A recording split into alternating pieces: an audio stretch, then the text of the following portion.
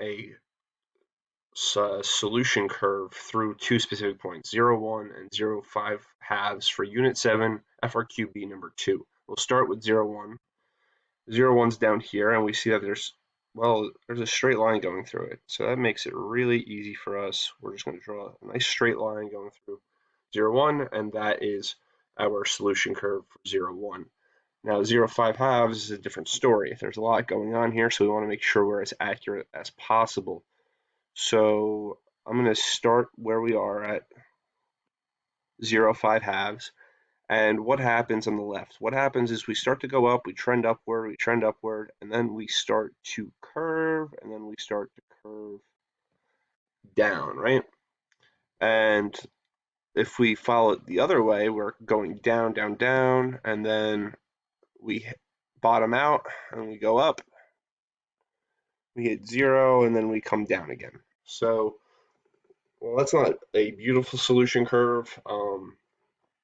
It gets the general idea of how we follow. We just follow these curves. We want to make sure that anytime we're at 0, we want to show the before and after of how we come up and we come back down to that specific point. I would even say that from what I have here, I should probably come up more.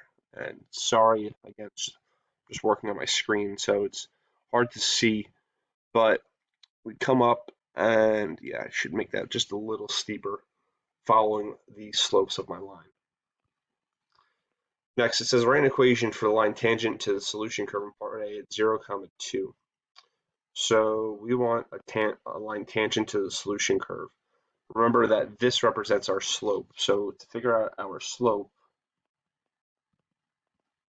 we're going to substitute in our values. So 5 halves is 2.5 minus 1 times x is 0. And then the cosine of x is 0 plus 2 times 0 plus pi. So dy dx is equal to 1.5 times 1 times the cosine of that's 0, and this is supposed to be pi. So it's the cosine of pi. So this is where we definitely need to make sure we remember our trig functions and what values we have. The cosine of pi is -1, so therefore this is -1, and then it's -1 times 1 times 1.5, which is -1.5. So that represents our slope of our tangent line.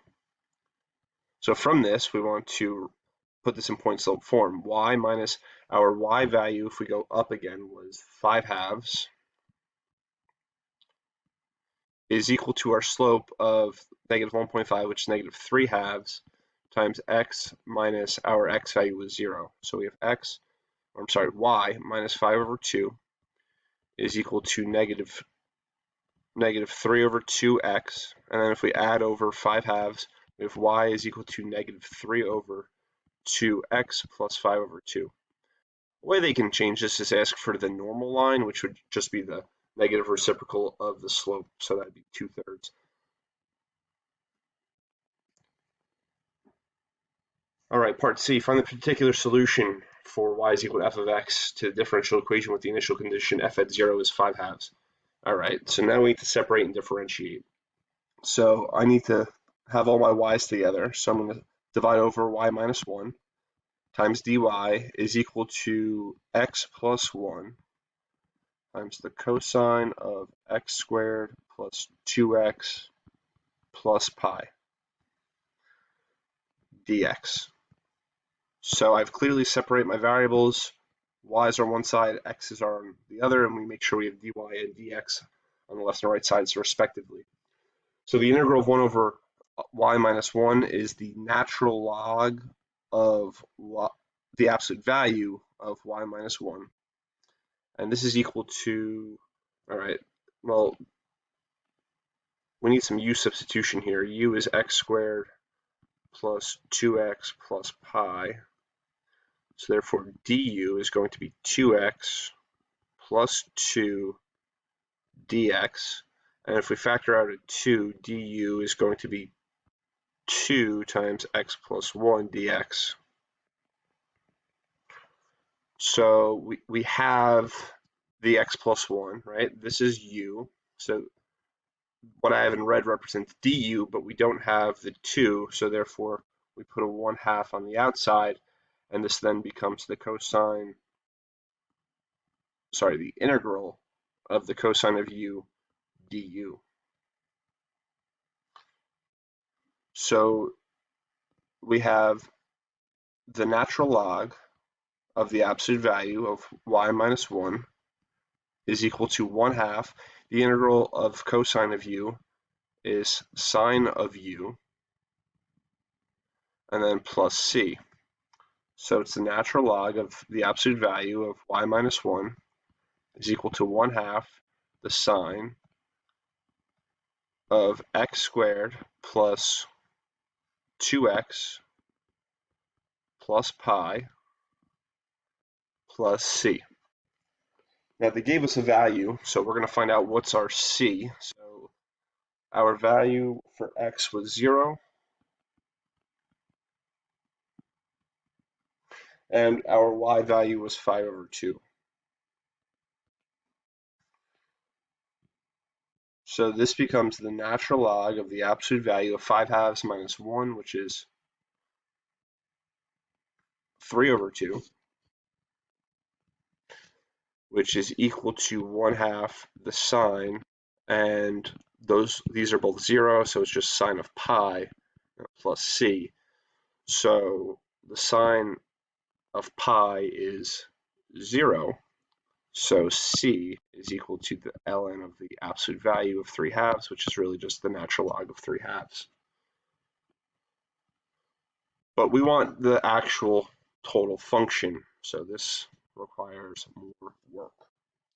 So I'm going to now put in the natural log of the absolute value of y minus 1 is equal to, we had 1/2 the sine, I need to create some room and I'll explain that in a minute, is equal to 1/2 the sine of x squared plus 2x plus pi, and then plus the natural log of 3/2. So at this point, we need to be able to get y by itself. And in order to do that, I have the natural log here, I have the natural log here.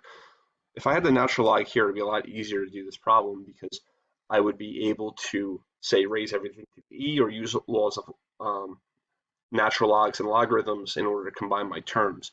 But the only way to do that is I need to take not only the natural log, but also e to the, and I'm raising it to, and I need to fix this, excuse me, e raised to the 1/2 sine of x squared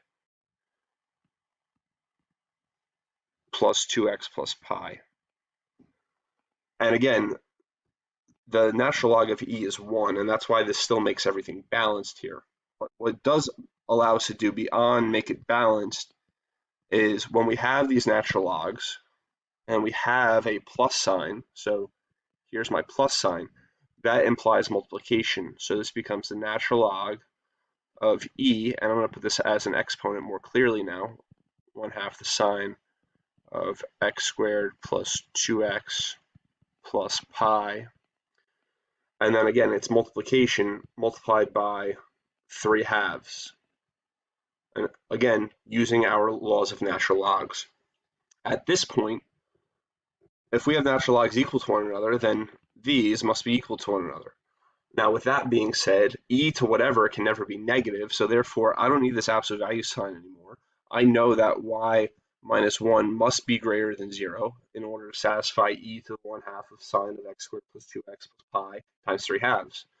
So I'm just going to write this as y minus 1 is equal to, and rewriting this, I could put this 3/2 as my coefficient in front here, so it's 3/2 e to the 1/2 of sine of x squared plus 2x plus pi.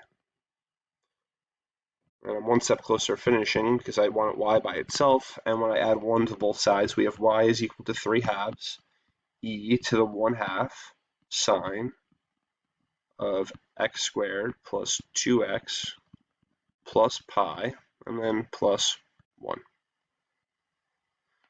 And this was really what we were doing as school was about to sort of wind down with differential equations. And this sort of has that culmination of the integrals of natural logs, rewriting terms such that we use the laws of these logs, etc., etc. So here's our final particular equation. I hope you found this helpful.